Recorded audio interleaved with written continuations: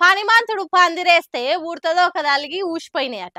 చిన్న వానకే చిత్తడైతున్నాయి. గట్టి గాలొస్తే బ్రిడ్జిలు కూలిపోతున్నాయి.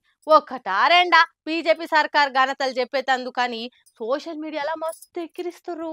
ఢిల్లీ ఎయిర్పోర్ట్ సక్కదనం చూడ్రి.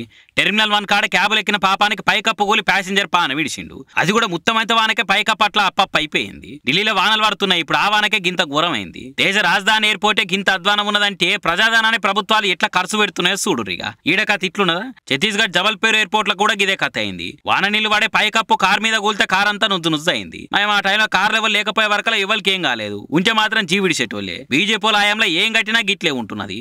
ఇక అయోధ్య సింగారం కూడా చూస్తూనే ఉన్నాం కదా. చిన్న వానకే గుడంతా వరద పాలైంది. డ్రైనేజీ సిస్టమే లేకుండా గుడి కట్టిరంటే ఎసొంటి ఇంజనీర్లు పనిచేసిర్రు. ఏం కథ? అంత కరోనా టైంలో పరీక్ష రాయకుండా పాస్ అయిన బ్యాచ్లను పెట్టుకుర్రో ఎట్లనో మరి. అన్ని వందల కోట్లు ఎడ ఖర్చు పెట్టిరో ఏమో కానీ గింత అధ్వానంగా గుడి అయితే కడతారు అనుకోలేదని నెటిజన్లు ఆడిపోసుకుంటున్నారు.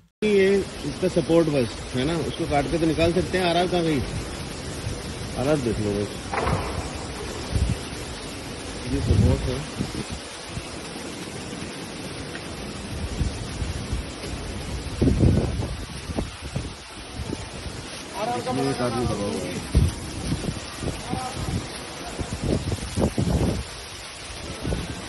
सपोर्ट से दर्द हुई है।